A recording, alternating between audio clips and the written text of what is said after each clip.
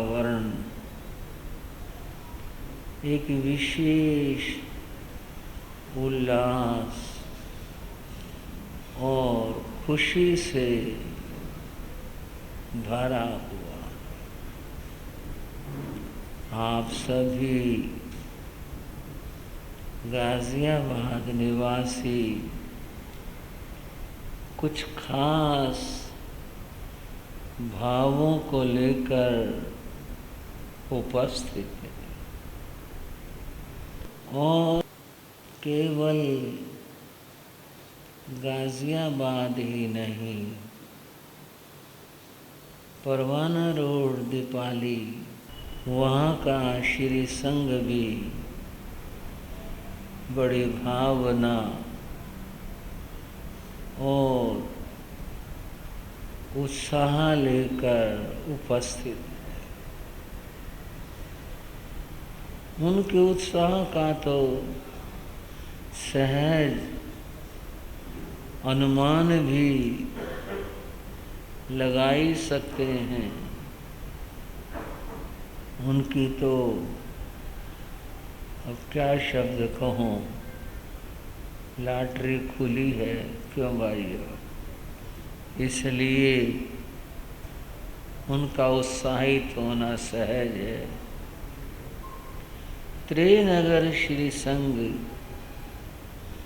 जहाँ हमारा गत चातुर्मास था, पिछला चातुर्मास था, वहाँ का श्री संघ भी भाई बहनें उपस्थित हैं। त्रिनगर चातुर्मास तो सभी अच्छे होते हैं, सभी संघ बिरादरियाँ अच्छे से अच्छा करती हैं, धर्म ध्यान सेवा सब। पर त्रिनगर के बाद उल्लेखनीय रही। चातुर्मास बड़ा उत्साह का रहा और वहाँ भी धर्म शास्त्र यात्रा हर रोज निकाली जाती थी और हमारी महिला संघ की बहनें बहुत उत्साह के साथ शामिल होती थी। उससे भी और आगे की बात कि वहाँ 12 दीक्षाएं संपन्न हुई थी। एक इतिहास बना त्रिनगर का, 12 दीक्षाएं होना अपने आप में गौरव की बात है। वैसे ये गौरव गाजियाबाद श्री संघ को भी प्राप्त है।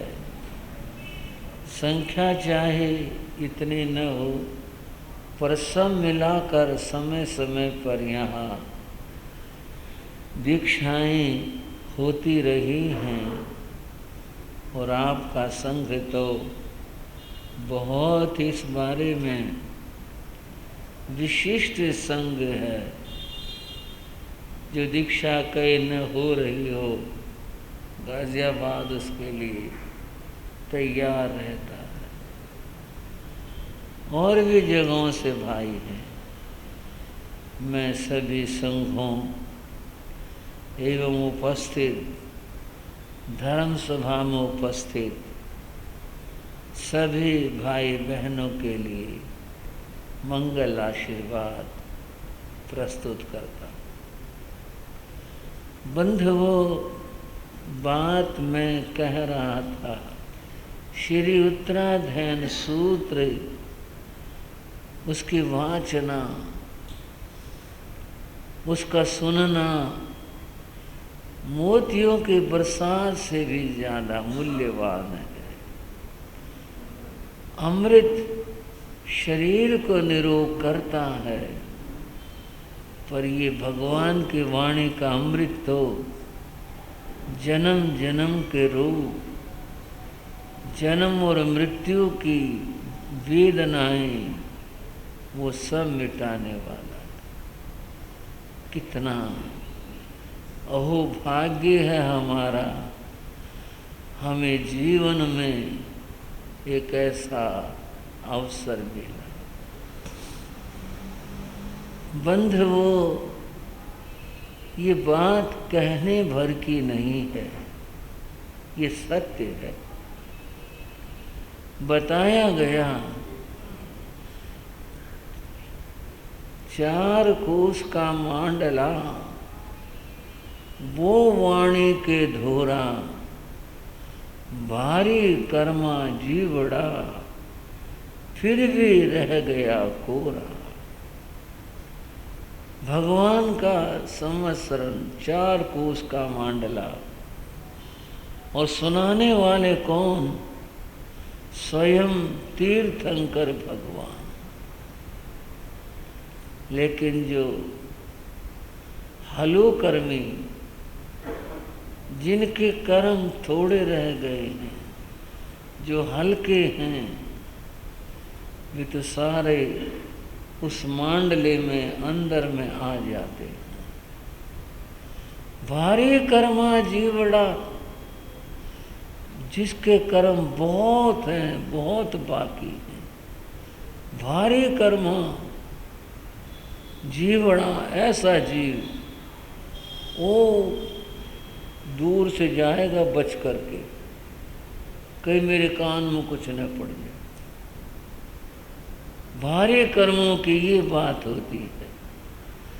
और जो भगवान की वाणी सुने, उनका तो परम सौभाग्य होता है कि हमें भगवान की वाणी सुनने को मिले। कोई अपने मन में ये तर्क करे, हमने तो पिछले साल भी सुनी थी, आए साल सुनते, पीछे भी सुनी थी। जितनी बार सुनी थी उतने आप सौभाग्यशाली हो, उतने ज़्यादा सौभाग्यशाली हो, उतने ज़्यादा हलुकर्मी हो जितनी बार आपने सुनी। ये तो एक बड़ी अद्भुत चीज लाए श्री अमित मुनि जी। हाँ जी प्रधान जी, आप भी देख लो सारे भाई। ये एक पर्चा पोस्टर है, सन 2004 के चातुर्मास का। यही अवसर दीपावली का, यही समय, तब का ये पोस्टर निकला शास्त्र से। बंधुओं, 2004 में भी ये पुनीत और महान मंगल अवसर बना था। तो ये तो बड़े सौभाग्य की बात है कि जितनी बार ये सुनने को मिले। बंधुओं, तुलसीदास ने एक बात कही। उन्होंने कहा, राम कथा सुने नहीं जिन काना, जिन कानों ने भगवान राम की कथा नहीं सुनी।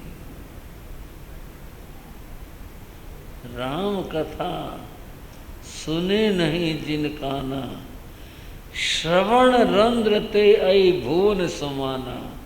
उनके कान नहीं हैं, उनके कान तो सांप के बिल हैं। क्या बात है! सांप के बिल क्यों कहा? निंदाएं सुनी, चुगलियां सुनी, पाप सुने। इन कानों से भी जो पाप के सांप हैं, उनका ये स्थान है अंदर जाने का।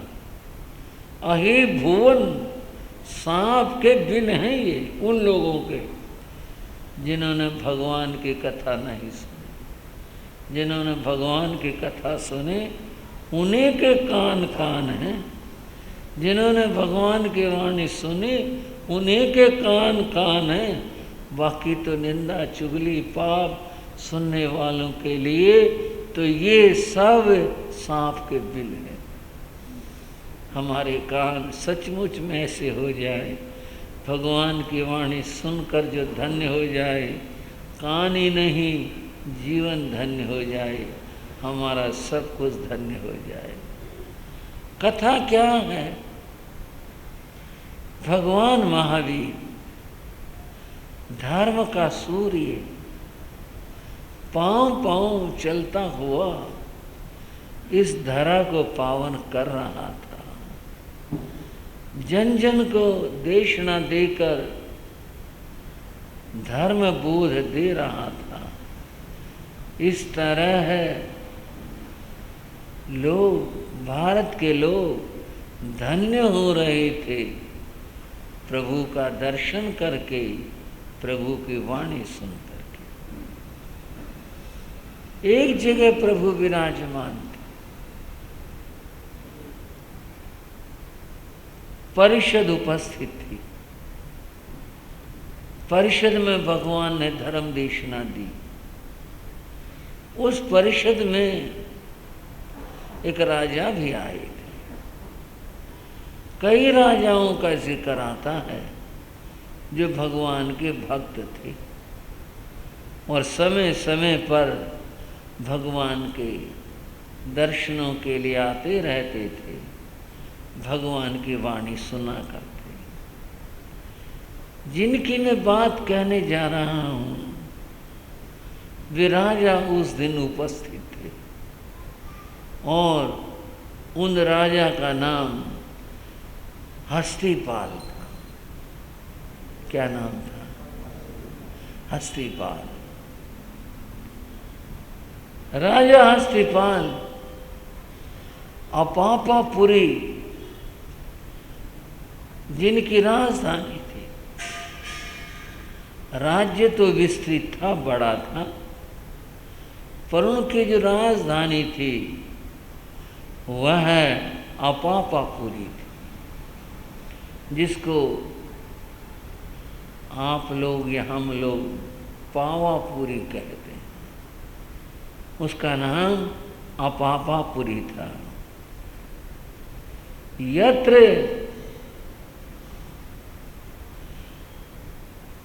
पाप न भवति, जहां पाप नहीं होता,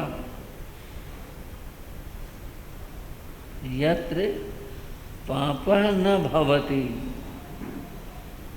सा अपापा, अपापा वह नगरी अपापा है, जहां पाप नहीं होता।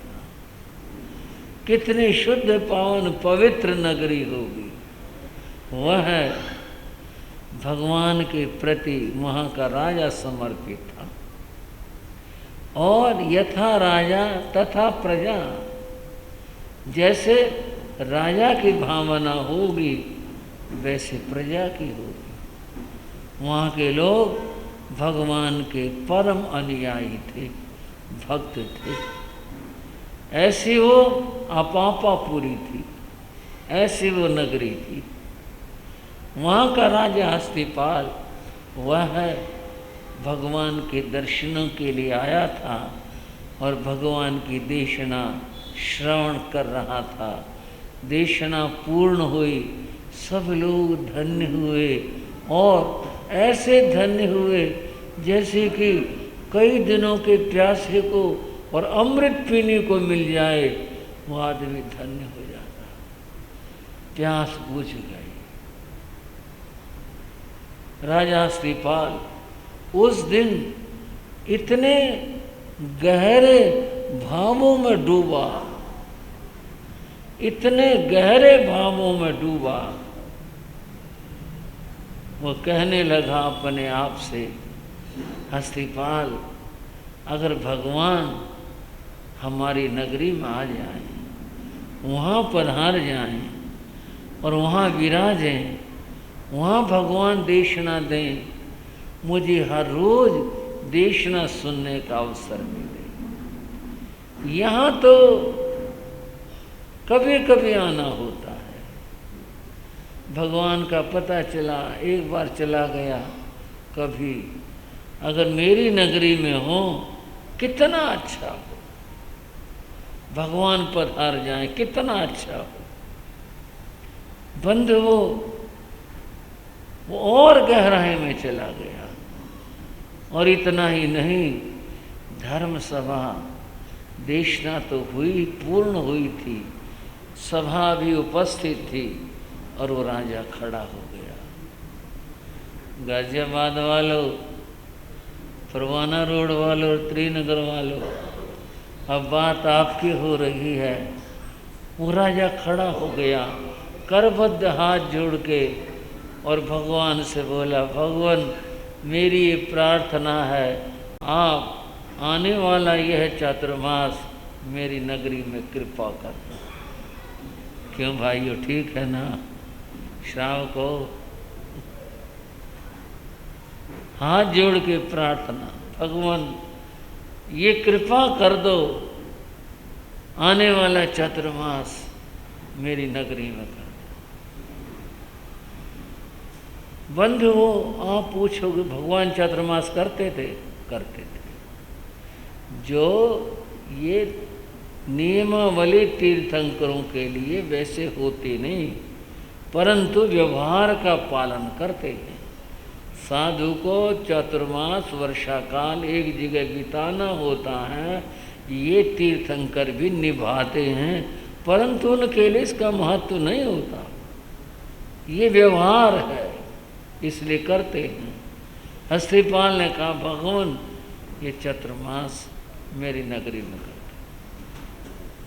आप वहाँ पधारोगे, हमें हर रोज आपकी वाणी सुनने का अवसर मिलेगा। आप सोचो उसके मन में कितना भाव होगा, कितने भाव उमड़ रहे होंगे। भगवान आ जाएंगे, भगवान की वाणी सुनने को मिलेगी, भगवान के दर्शन होंगे। वो अंदर में गदगद था, हाथ जोड़ के खड़ा हो गया, भगवान कृपा कर।